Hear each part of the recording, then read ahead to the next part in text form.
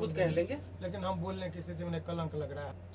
हाँ सर, आप मीडिया वालों को कुछ संदेश देना चाहते थे, वो संदेश हमारे माध्यम से दे सकते। सर मीडिया वाला से प्रार्थना है, विशेष तो मैं नहीं कह पाऊँगा कुछ, लेकिन लाचार न करें, घर पर तबाही न करें और अपने आप पर काबू पा जाए।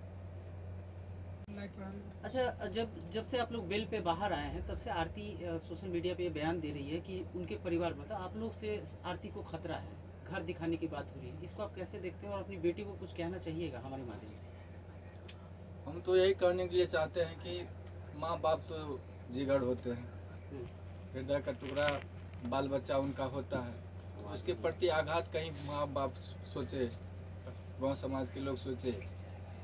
इसलिए अगर आरती चाहती है, साल भर तो जेल में सजा ही दी, अब जमीन जायदाद तो बेच करके थोड़ा बहुत बेल करवाए, अब चाहती है कि गांव समाज को छोड़ करके कहीं चले जाए, तो मैं जाने के लिए तैयार हूँ। बेटी जहाँ कहीं भी रहे वह खुश होकर करे।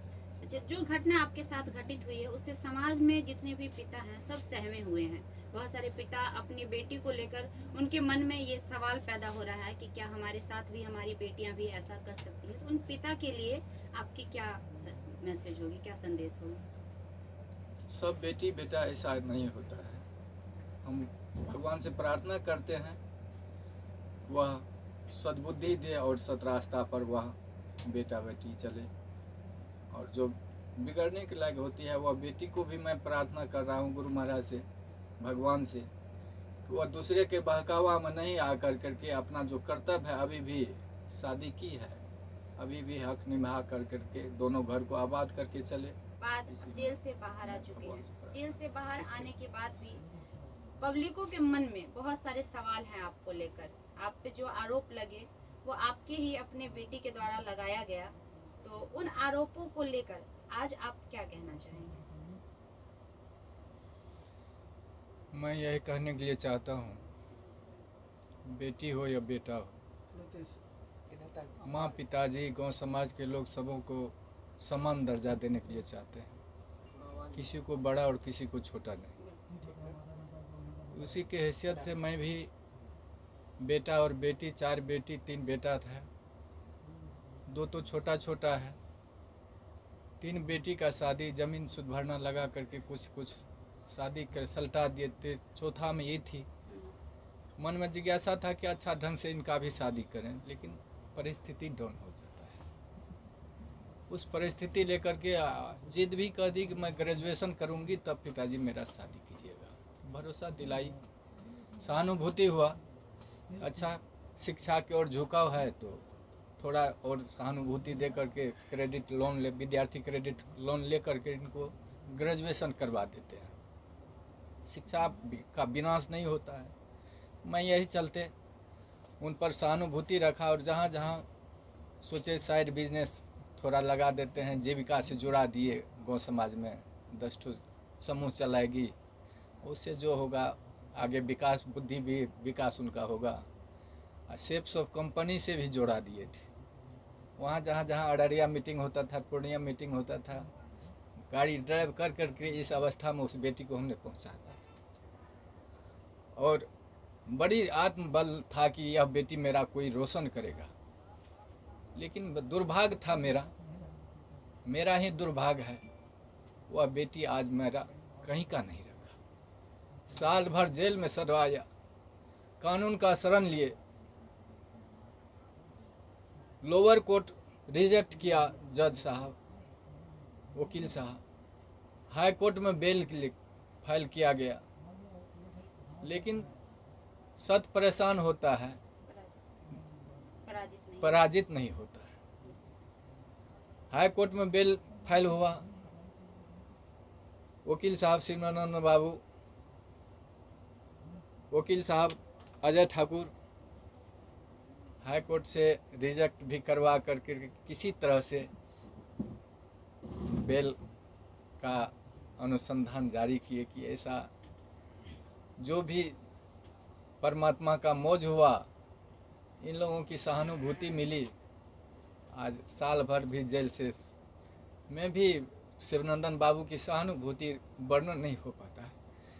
वहाँ जेल गेट पर भी पहुँच करके इन्होंने पिता का रोल अदा किया कि अब बंदी मेरा है, अधीक्षक साहब यह बंदी मेरा है, इसको कोई तरह का तकलीफ नहीं होना चाहिए।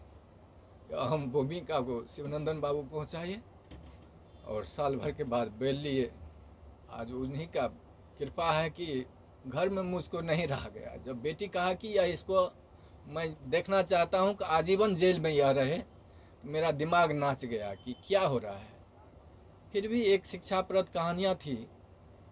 एक बिच्छू जब पानी में डूब रहा था तो साधु महात्मा पार हो रहे थे, वह बिच्छू को बचाने के लिए अपने हाथ पर लिया। बिच्छू 2 बार डंक मारा, डंक को सह कर करके महात्मा ने वह बिच्छू को पार लगा दिया। तो वही मैं चाहता हूँ कि वह बिच्छू की तरह वह बेटी नहीं बने। बेटा तो पिता का गोद का भरने वाला होता है। जहाँ कहीं भी वह बेटी रहे, अपना जीवन जीविका चलावे। और मैं क्या बोल सकता हूँ वह पिता के दर्जा में। ऐसा नहीं है कि समाज के सारे लोग सिर्फ आपको ही आरोपी के नजर से देख रहे हैं। कहीं ना कहीं दूसरे वर्ग के लोग ऐसे भी हैं जो आपकी बेटी को भी आरोपी के तौर पे देख रहे हैं, क्योंकि गलती की शुरुआत कहीं ना कहीं आपकी बेटी से होती है, अगर शुरू से देखा जाए पूरा मामला का तो।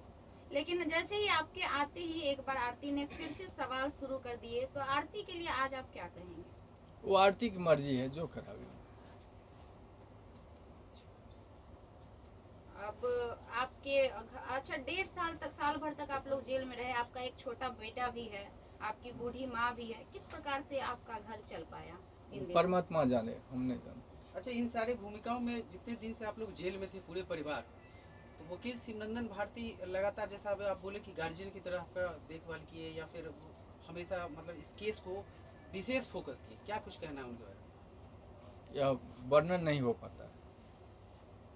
इतना बेहतरीन उनका परफॉर्मेंस रहा जी आपके केस को लेके। जी। आप एक पिता हैं, लोग ये भी जानना चाहते हैं कि उस रात में असल में क्या हुआ था, कुछ आपको याद है? आप मतलब कुछ देखे थे?